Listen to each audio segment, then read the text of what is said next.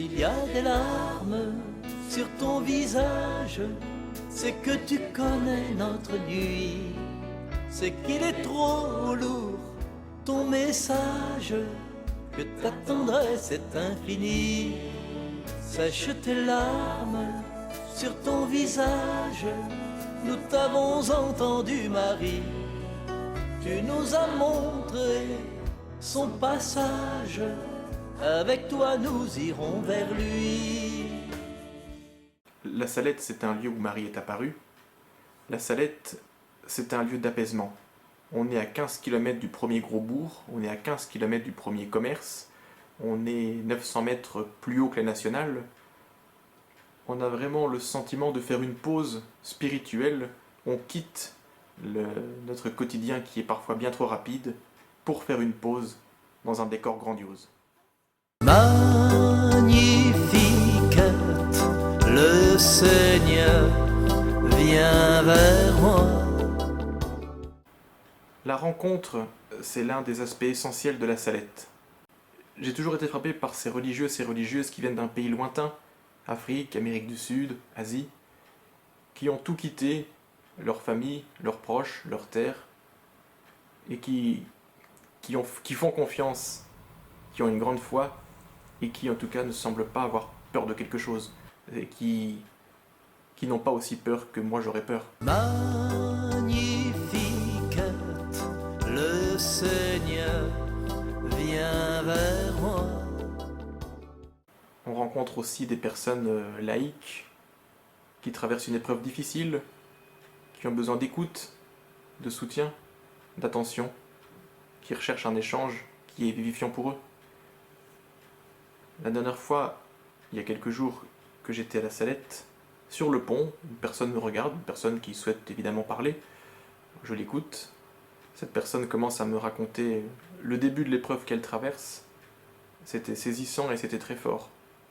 Il y a à la Salette cette spontanéité. Il n'y a pas de barrière, on est tous frères, et c'est une évidence, et c'est quelque chose qui fait du bien. Magnifique, le Seigneur vient vers moi. La chapelle de la rencontre est une chapelle qui est construite en demi-cercle, où toutes les personnes sont égales, et où le centre du demi-cercle, c'est le cœur, c'est le tabernacle, c'est le Christ.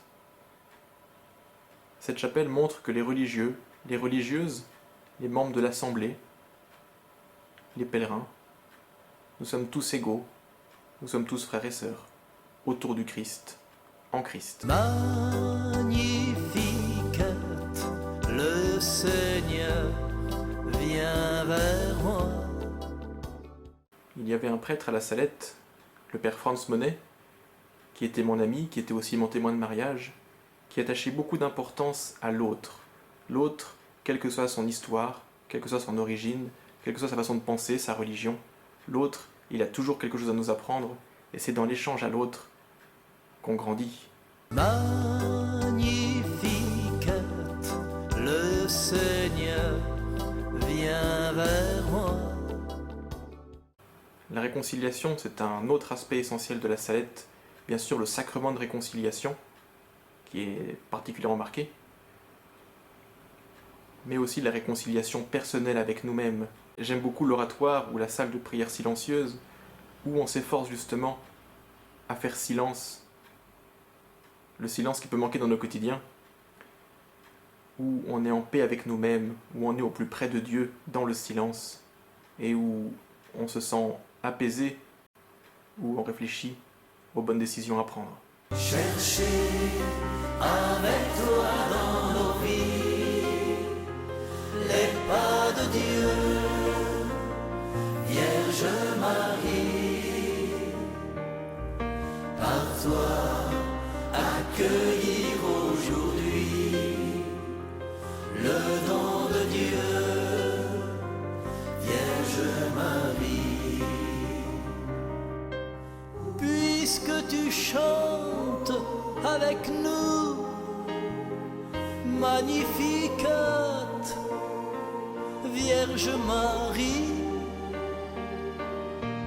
permets la Pâque sur nos pas.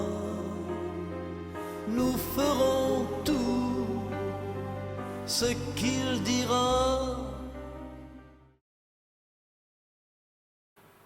J'ai rencontré le père Paolino, recteur du sanctuaire, qui a accepté de répondre à quelques questions en étant filmé. Merci Paolino. Alors, merci déjà pour cette rencontre, parce que ça fait un moment qu'on ne se voit pas. Je viens de l'Angola, c'est un pays de l'Afrique, disons, de l'Afrique australe, souvent on disait l'Afrique du Sud, et c'est un pays qui fait partie de la communauté des pays de la SADC. C'est un pays coincé entre le pays anglophone, la partie sud, la Namibie et la Zambie, et puis la partie nord, par les pays francophones, qui est le Congo démocratique et le Congo Brazzaville. Et puis là, tu as l'océan Atlantique. Voilà. D'accord. Oui, c'est un pays, je ne peux pas dire à 100% catholique. Je vais dire 80% chrétien, mais que la majorité, c'est plutôt la catholique. D'accord. Oui.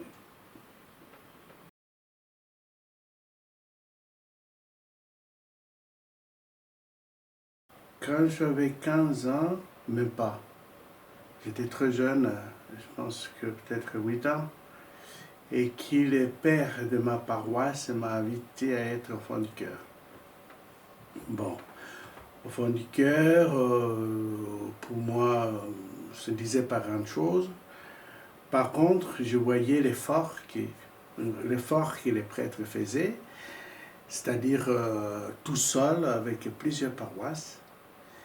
Et après, ce qu'il faisait, moi en tant qu'enfant du cœur, donc je l'accompagnais un peu partout. Je n'étais pas tout seul, hein, j'avais un ami.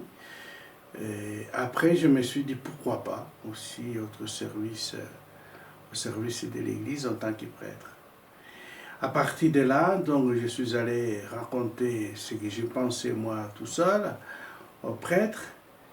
Et puis, le prêtre a dit, oh, ça peut être une bonne idée. Et là, j'ai raconté à ma mère, j'ai raconté à mon père qu'ils étaient pour. Et le prêtre m'a envoyé au petit séminaire. Donc ça démarrait comme ça et puis ça s'enchaînait. Alors pourquoi la Salette? Parce qu'en fait, le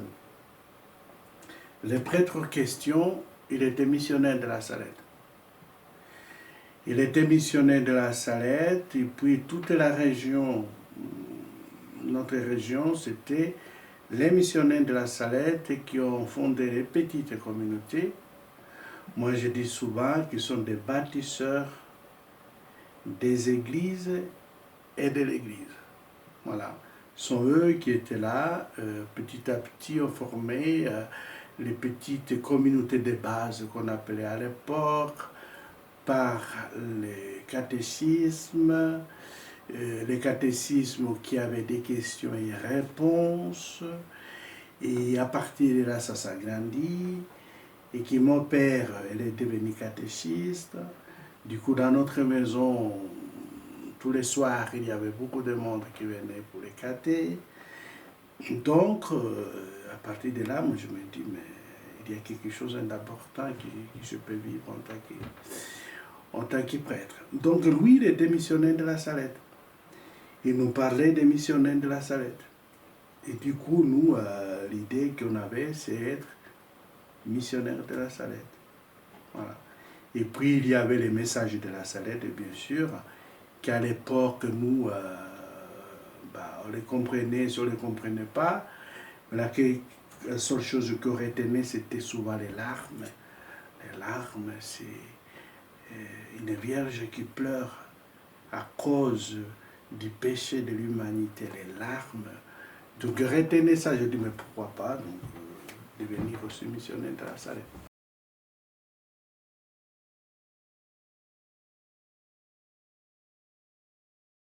Oui. Parce qu'en fait, bon, la réconciliation au cœur du message de la Salette, il y a la conversion, il y a la réconciliation. C'est au cœur de ce message. Après, la réconciliation s'est faite si la personne elle-même accepte de faire l'exode, c'est-à-dire de laisser une vie pour aller vers la vie où le Seigneur nous attend. Donc, c'est-à-dire être un pèlerin, comme cette année, les pèlerins de l'espérance. Si vous regardez bien ici le message de la Salette, après il y a certains qui soulignent ce qu'ils veulent. Moi, souvent, ce que je souligne, c'est la question de la lumière. Cette lumière-là qui éblouit, cette lumière qui était la première chose que les enfants ont perçue, parce que là où ils étaient, bien il y avait un globe de lumière qui s'est, en s'avançant, parce qu'ils étaient invités à s'avancer, ils découvrent qu'il y a une personne. Et cette personne, c'était une femme. Et cette femme était belle. Donc, pour moi, c'est une rencontre qui nous permet de ne pas avoir peur déjà. Et puis, cette rencontre rayonnante de lumière qui nous permet aussi à choisir. Éclaire notre vie, éclaire nos ténèbres et qui nous permet à choisir. Les choix de la vie, choisissez donc dans la vie, c'était le thème de Deutéronome. Mais Marie, avec l'instrument qui apporte, c'est-à-dire la lumière, jaillissait de la croix qu'elle portait sur sa poitrine. Et sur cette croix-là, selon le témoignage des enfants, il y avait le Christ qui semblait être vivant. Et des côtés, il y avait ces instruments-là, c'est-à-dire le marteau et le tenaille. Cela nous permet qu'à travers de la lumière qui a éclairé d'abord les enfants, de faire un choix dans la vie. Soit le côté de la vie, soit le côté des péchés ou de la mort. C'est à nous aujourd'hui de choisir la vie. Et vous avez bien dit la rencontre. La seule chose dans toutes les apparitions, de toutes les apparitions qui sont reconnues par l'Église, Marie vient nous montrer le Christ mort et ressuscité, c'est-à-dire le Rédempteur.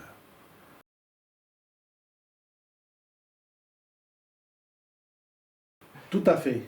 Parce qu'en fait, là, au-delà de cette rencontre, je reviens au message de la Salette, la rencontre des enfants avec celle qu'elles appellent la belle dame, il y a ces regards fixés sur la croix d'où jaillissait la lumière, la source de la lumière, mais cette rencontre aussi avec la personne de la Vierge Marie, qui était en personne, qui était habillée comme les femmes de l'époque, les paysannes de l'époque. Donc, cette rencontre avec le Seigneur qui nous amène aussi la rencontre avec l'autre en tant que personne.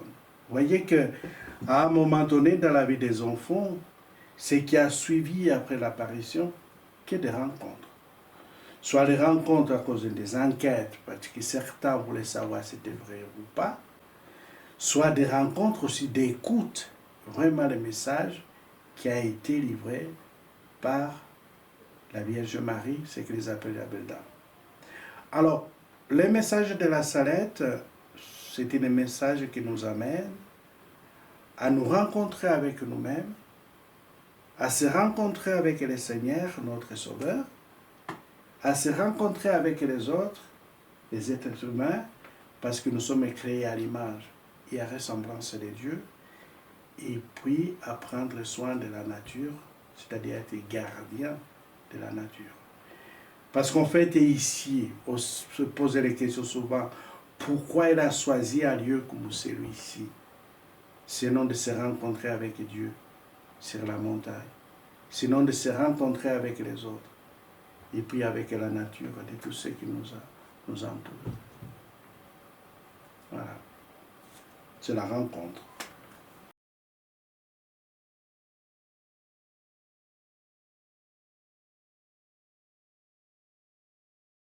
Les sanctuaires, comme on définit les chartes et puis d'autres, les sanctuaires, c'est lieu de rencontre, c'est vrai, avec Dieu et avec les autres. Les sanctuaires, c'est lieu de consolation. Les sanctuaires, c'est le lieu de louange. Donc, dans ces sanctuaires-là, nous sommes tous invités à partager ce qui est plus important, qui donne sens à notre vie dans l'Eucharistie, Christ. Après, dans ces sanctuaires-là, c'est un sanctuaire qui est international, qui accueille tous les venants, toutes les personnes qui viennent. Et les sanctuaires, c'est ces lieux-là où souvent ils disaient que c'est Marie refuge des affligés, des accablés. C'est-à-dire on accueille ici pas que les gens qui viennent pour la messe, mais aussi les gens qui souffrent. Vous avez vu au cours de la messe, nous avons eu un sacrement de malades. Donc il y a les personnes qui souffrent, voilà, qui viennent ici, qui viennent se confier auprès de la belle dame. Après, il y a toute une histoire de la France, et puis toute une histoire des hommes, ce qui fait que ceux qui pratiquaient avant, aujourd'hui se définissent comme non pratiquants. Je suis chrétien, mais je ne suis pas pratiquant. Or, si on regarde, on revient au message de la Salette, ce que Marie et la belle dame, pour la belle dame souhaitent, c'est être en tant que baptisé dans la communion. Entrer dans la communion de la famille trinitaire, qui est le Dieu le Père, le Fils et le Saint-Esprit. Après, c'est vrai qu'il y a la pratique aujourd'hui dans certaines paroisses, ça diminue. Alors, est-ce que c'est le manque d'audace de notre part en tant que baptisés dans l'annonce de la bonne nouvelle? Est-ce que finalement ceux qui pratiquaient avant, ceux qui avaient comme la foi, comme une transmission de génération en génération, et qu'à un moment donné ça s'est bloqué dans une génération, parce qu'il y en a certains qui ne baptisaient pas l'enfant, ils ont droit, hein, et puis qui après, on verra un peu plus tard, il y a la génération où chacun découvre son Dieu, il le suit, mais qui aussi, heureusement, dans ce lieu, le sanctuaire, les gens ont toujours la possibilité d'adorer Dieu en esprit et en vérité.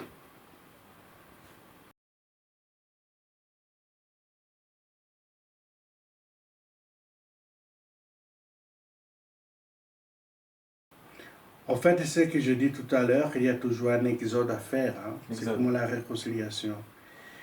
Il y a toujours une rencontre avec le Seigneur. Abraham a fait la rencontre avec Dieu. Et puis nous aussi, chacun de nous peut faire l'expérience de cette rencontre avec le Seigneur. Mais celui qui rencontre le Seigneur ne sera plus comme avant. Donc il y a quelque chose qui va se passer dans sa vie. Alors Abraham, lui aussi, il a dit oui à cette promesse de Dieu. La promesse de Dieu, c'est de lui donner la terre. La promesse de Dieu, c'est de lui donner beaucoup d'enfants. Mais si on voit bien, pour avoir la terre, c'était difficile parce qu'il faut marcher. Le Seigneur ne dit pas, je te promets cela, mais tu n'auras pas de problème. On aura des problèmes. Et ce que le Seigneur demande, marche à ma présence. C'est-à-dire au cours de notre histoire, de notre marche, et ça tombe bien que cette année, c'est jubilé, où chacun de nous s'est appelé rang de l'espérance. Nous sommes appelés à découvrir Dieu qui fait marche avec nous. Alors c'est vrai qu'Abraham, n'a pas eu d'enfant tout de suite, comme le Seigneur l'avait promis. Mais c'était une épreuve. À cause de la foi, donc lui, il croit à celui qui l'a appelé.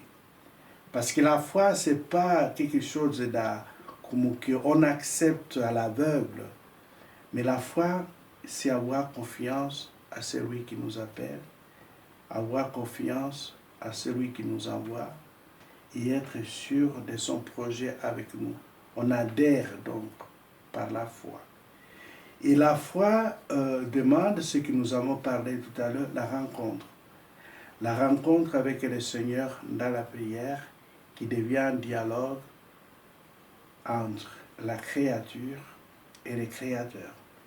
Donc c'est la foi qui maintient notre vie chrétienne, voilà, de s'avancer toujours dans cette promesse que le Seigneur a faite à chacun de nous.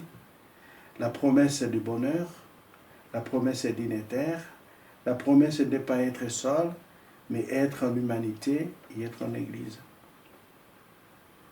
Merci de nous faire confiance en demeurant dans notre histoire. Merci de savoir sa présence avec toi dans nos désespoirs. Avec toi chaque jour.